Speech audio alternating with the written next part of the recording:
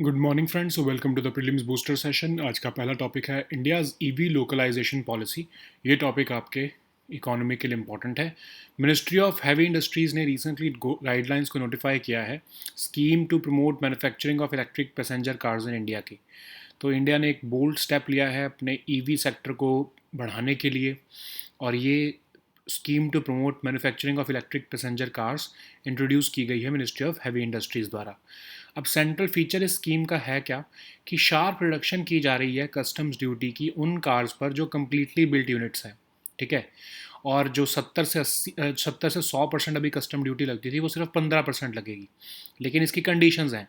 Condition ये है कि सिर्फ वो व्हीकल्स होने चाहिए जो $35,000 से ऊपर के जो है वो प्राइस पर हैं। और ये बेनिफिट जो है इस बात पर निर्भर करेगा कि क्या manufacturers minimum 4150 crore rupees India में अगले 3 साल में इन्वेस्ट करेंगे कि नहीं। इन्वेस्टमेंट्स की वजह से डोमेस्टिक वैल्यू एडिशन लगभग 25% होनी चाहिए विद इन 3 ईयर्स, और लगभग 50% तक पहुंचनी चाहिए by the 5th year. Maximum 8,000 vehicles ही जो है वो इम्पोर्ट के जा सकते हैं एनुअली। और उसकी वजह से जो सरकार को नुकसान होगा कस्टम्स ड्यूटी का, वो 6400 करोड़ के आसपास होगा। पॉलिसी का मोटिव है कि वो बैलेंस बनाए short term affordability for Indian consumers और long term self reliance in manufacturing के बीच में। और ईवीज अभी 7.8% of total vehicle sales constitute करते हैं, विद थ्री व्हीलर्स जो है वो लगभग 57% with in their segment constitute करते हैं।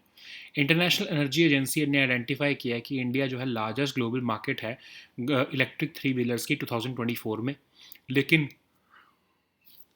क्रिटिक्स का कहना है स्कीम जो है वो इंडिया के डोमेस्टिक मैन्युफैक्चरिंग एम्बिशंस को कर्ब कर सकती है अगर फॉरेन फर्म्स को कंपेल नहीं किया गया कोर टेक्नोलॉजीज ट्रांसफ़र करने के लिए।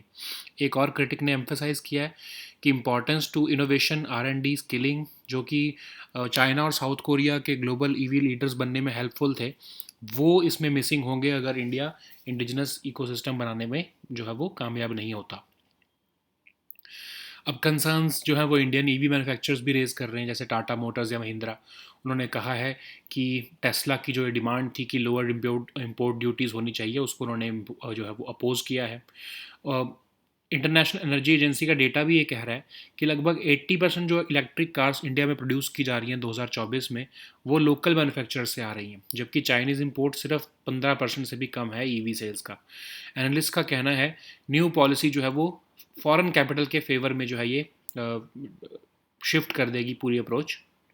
और इंडिया की जो कॉन्टीन्यूड रिलायंस है इंपोर्टेड बैटरीज और कंपोनेंट्स पर, along with high upfront cost of electric vehicles, ये एक मेजर बैरियर बन चुकी है मास अडॉप्शन और लोकलाइजेशन में। तो इसलिए पॉलिसीज़ ऐसी होनी चाहिए कि जिससे कि इन्वेस्टमेंट हो, रिसर्च इंस्टीट्यूट्स में पब्लिक पार्टिसिपेशन एनकरेज्ड हो, और स्टार्टअप्स जो हैं वो ईवी सप्लाई चेन में फंड हो। ओके, नेक्स्ट हम टॉपिक देखते हैं India's first gene edited ship. ये टॉपिक आपके साइंस एंड टेक इन्वायरमेंट दोनों के लिए इंपॉर्टेंट है। तो 6 महीने पहले एक टीम जो है वो professor Riyaz Ahmad Shah of Sher Kashmir university ने सक्सेसफुली इंडिया की फर्स्ट जीन एडिटेड शीप बनाई थी, कश्मीर मरीनो। ये कश्मीर मरीनो क्या होता है? एक शीप जो कि ब्रीड डेवलप होती है कश्मीर वैली में, फाइन हाई क्वालिटी वूल और अपनी गुड मीट प्रोडक्शन के लिए जानी जाती है। तो बेसिकली डुअल पर्पस ब्रीड है, मतलब ये अपने वूल और मीट दोनों के लिए यूज़ होती है। वेल सूटेड है ये कश्मीर की हार्श कंडीशंस के लिए भी। ये ब्रीड लगभग 1960 के टाइम पर government sheep breeding and research farm Reasi के टाइम में जो है ये इवॉल्व हुई है, और ये डेवलप की गई थी through a cross breeding programme. Breed लगभग 3 से 4 गुना ज़्यादा प्रोडक्टिव है दैन लोकल शीप।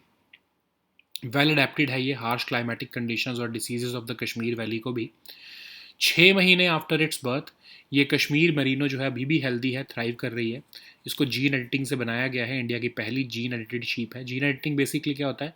एक ऐसी प्रिसाइज टेक्निक जो साइंटिस्ट को अलाउ करती है कि वो मॉडिफाई या ऑल्टर कर सके specific DNA sequences within an organism's genome.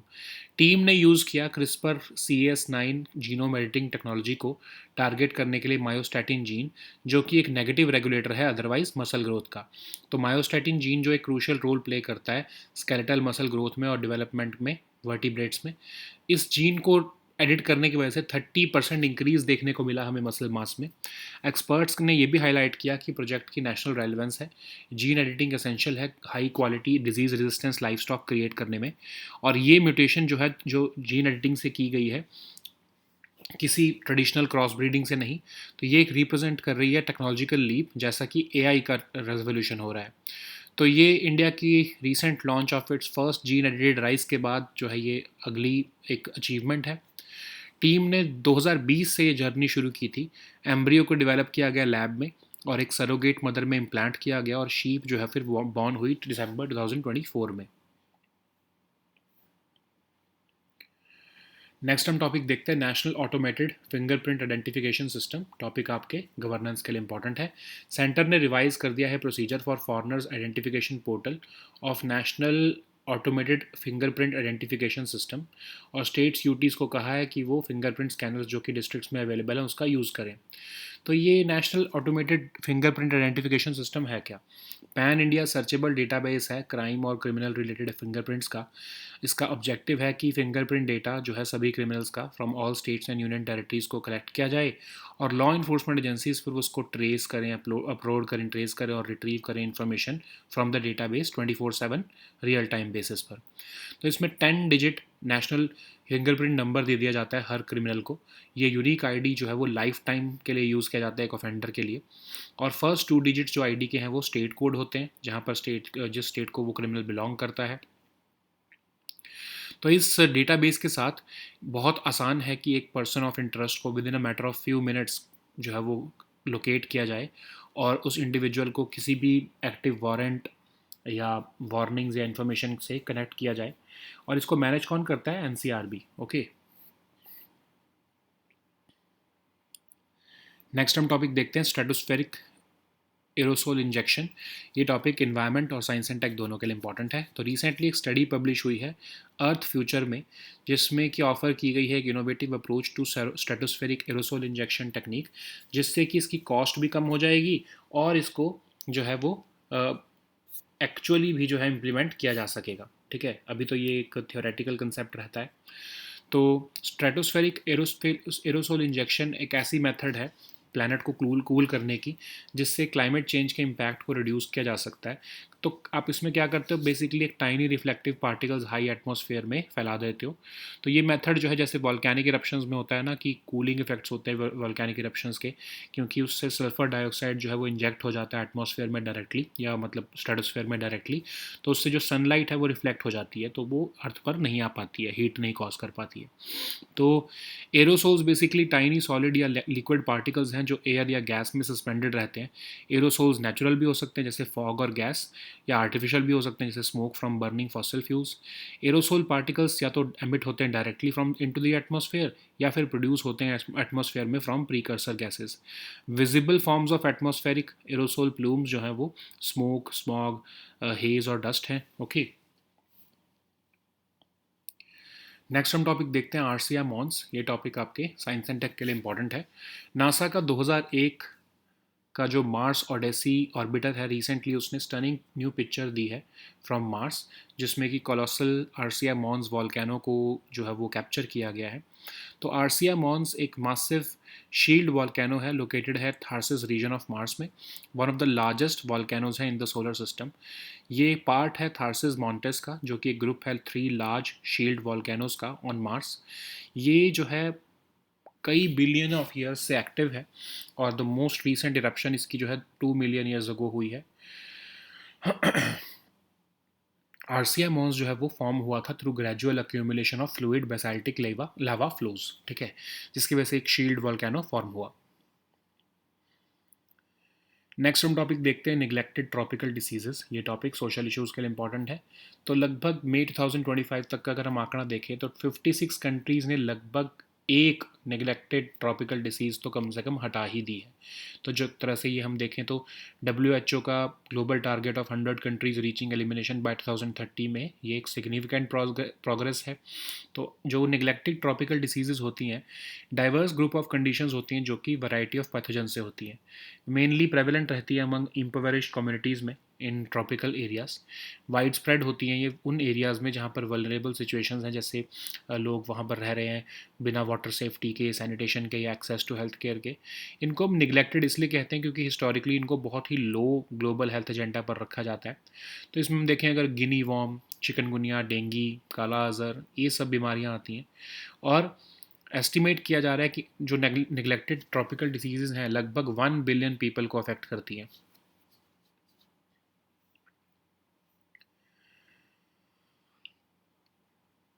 Next हम टॉपिक देखते हैं थीटू आइलैंड। टॉपिक इंटरनेशनल रिलेशंस के लिए इंपॉर्टेंट है। एक चाइनीज शिप रिसेंटली स्ट्रक हो गई सिवियर वेदर में shallow seas off Philippine occupied Thitu island में, डिस्प्यूटेड साउथ चाइना सी में। थीटू आइलैंड लोकेटेड है साउथ चाइना सी में, जहाँ पर basically within the Spratly islands archipelago, जो कि चाइना और फिलीपींस के बीच में जो है एक कन्फ्लिक्ट है। थीटू आइलैंड सेकंड लार्जेस्ट है नेचुरली अकरिंग स्प्रैटली आइलैंड्स में, और ये लार्जेस्ट है ऑफ द 9 आइलैंड्स जो कि फिलीपींस ने ऑक्यूपाई किए हैं। थीटू आइलैंड होम है फिलीपीन फिशिंग विलेज और फिलिपिनो फोर्सेस को भी का भी, और इसको एडमिनिस्टर किया जाता है बाय फिलीपीन सिंस 1971। इसका एक परमानेंट सिविलियन पॉपुलेशन भी है यहाँ पर, ठीक है। और लगभग 24 से 27 किलोमीटर दूर है ये चाइना के सूबी रीफ से, जहाँ पर चाइना का एक लार्ज मिलिट्री बेस भी है। So now let us see all these topics in English.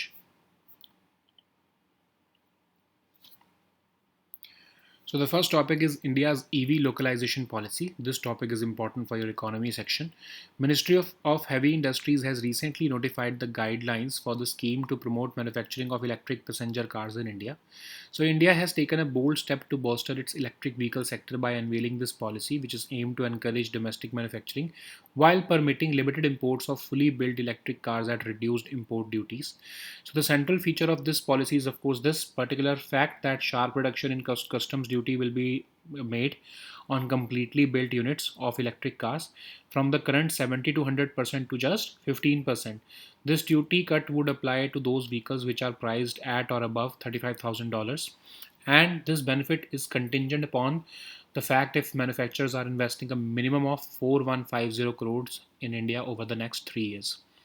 So these investments must result in domestic value addition of at least 25% within the 3 years and increase them to about 50% by the 5th year. A maximum of 8,000 vehicles can be imported annually, and this would result in the foregone of customs duty about 6,400 crore, okay, for the government. The policy wants to strike a balance between short term affordability for Indian consumers and long term self reliance in manufacturing. So, EVs may make up about 7% of total. 7.8% of total vehicle sales, with three wheelers leading at 57% within their segment. International Energy Agency has also identified India as the largest global market for electric three wheelers in 2024. But critics are cautioning that this scheme could dilute India's domestic manufacturing ambitions if foreign firms are not compelled to transfer core technologies. So critics are also emphasizing that there is importance of innovation, R&D, skilling, which are basically the elements that powered China and South Korea's emergence as global EV leaders. Without these, India may fail to build a truly indigenous ecosystem. So Indian EV manufacturers like Tata Motors and Mahindra have also expressed reservations about this scheme. In December 2023, Tata opposed Tesla's demand for lower import duties. IEA data also revealed that over 80% of electric cars produced in India in 2024 came from local manufacturers, while Chinese imports contributed less than 15% to EV sales. But analysts are arguing that this new policy tilts the scale in favor of foreign capital. So S&P Global Mobility has also pointed out that India's continued reliance on imported batteries and components, along with high upfront costs of EVs, is a major barrier to mass adoption and localization. So, rather than focusing on attracting foreign OEMs, policies should invest in research institutes, encourage public participation, and also fund startups in the EV supply chain. So the next topic is India's first gene-edited sheep. This topic is important of your uh, environment and science and tech section. 6 months ago, a team led by Professor Riaz Ahmed Shah at Sher-e-Kashmir University has successfully birthed India's first gene-edited sheep. edited sheep, which is called Kashmir Merino. Kashmir Merino is a sheep breed developed in Kashmir Valley, India, of course, known for its fine, high quality wool and good meat production. So basically, it's a dual purpose breed, which means that it is used both for wool and meat, and it is well suited to the harsh conditions of the Kashmir Valley. So this breed evolved around 1960 at Government Sheep Breeding and Research Farm Riasi, and was developed through a crossbreeding program which involved native Kashmir sheep breeds and exotic breeds like Australian Merino and Deline Rams. Okay, so this breed is 3 to 4 times more productive than local sheep, and it is also well adapted to the harsh climatic conditions and diseases of the Kashmir Valley. So 6 months after its birth, this India's first gene edited sheep, a Kashmir Merino, is now healthy and thriving. So, what is gene editing? It is the precise technique which allows scientists to modify or alter specific DNA sequences within an organism's genome. So, the team used CRISPR Cas9 genome editing technology to target the myostatin gene, which is a known negative regulator of muscle growth. This myostatin gene plays a crucial role in regulating skeletal muscle growth and development in vertebrates. Editing this gene resulted in a 30% increase in muscle mass, offering major potential in boosting meat yield in sheep. Experts have also highlighted the project's national relevance. Gene editing is essential for creating high quality disease resistant livestock, also. And introduction of this mutation through gene editing and not through traditional crossbreeding represents a technological leap which is similar to revolution of artificial intelligence in driving the 21st century. This comes after India's recent launch of the first gene edited rice, which highlights the country's rising strength in genomic science. The team's journey began in 2020, and this embryo was developed in a lab. Then it was implanted in a surrogate mother, and then this sheep was born in December 2024. Okay. So the next topic is National Automated Fingerprint Identification System. This topic is important for your governance section. So the center has revised the procedure for the foreigners identification portal of the National Automated Fingerprint Identification System and asked the states or UTs to use the fingerprint scanners available in districts under district police module. So this National Automated Fingerprint Identification System is a pan-India searchable database of crime and criminal-related fingerprints, and the aim is to collect fingerprint data of all criminals from all the states and union territories. It will enable law enforcement agencies to upload, trace, and retrieve information from the database 24/7 in real time. So it assigns a unique 10-digit national fingerprint number for each criminal, and this unique ID will be used for a lifetime of an offender. The first 2 digits of the ID will be the state code of the state where the criminal is registered, followed by a sequence number.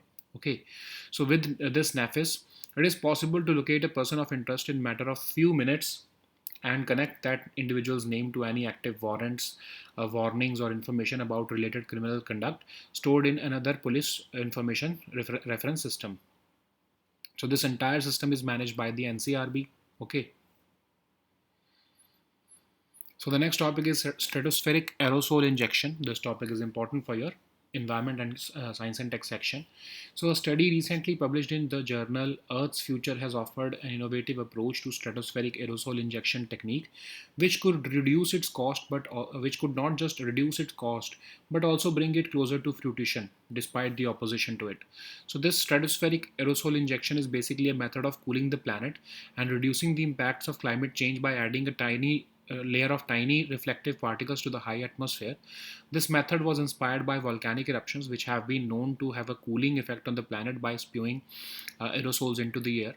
So, the stratospheric aerosol injection technique aims to mimic the cooling effects of volcanic eruptions by injecting sulfur dioxide directly into the stratosphere, where it forms sunlight reflecting sulfate aerosols. So, what are aerosols? These are basically tiny solids or liquid particles suspended in air or gas. Aerosols can be natural, like fog or gas from volcanic eruptions, or artificial, like smoke from burning fossil fuels. Aerosol particles are either emitted directly into the atmosphere or produced in the atmosphere from precursor gases. So, visible forms of atmospheric aerosol plumes include smoke, smog, haze, and dust. So the next topic is RCA Mons. This topic is important for your science and tech section. NASA's 2001 Mars Odyssey orbiter has recently delivered a stunning new picture from Mars, capturing the colossal RCA Mons volcano piercing through a dense layer of early morning clouds.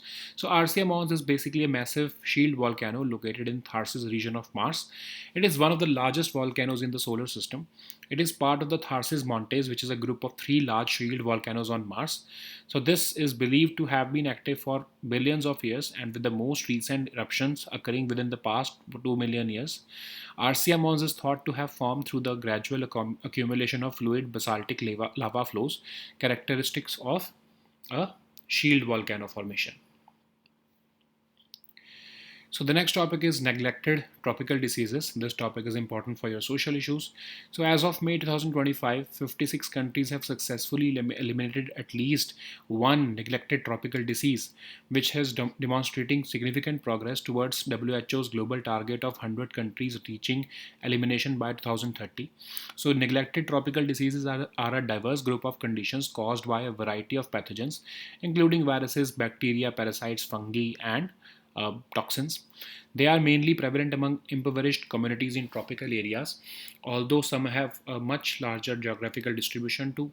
So they are widespread where people in vulnerable situations live, like where water safety, sanitation, and access to healthcare are inadequate or suboptimal.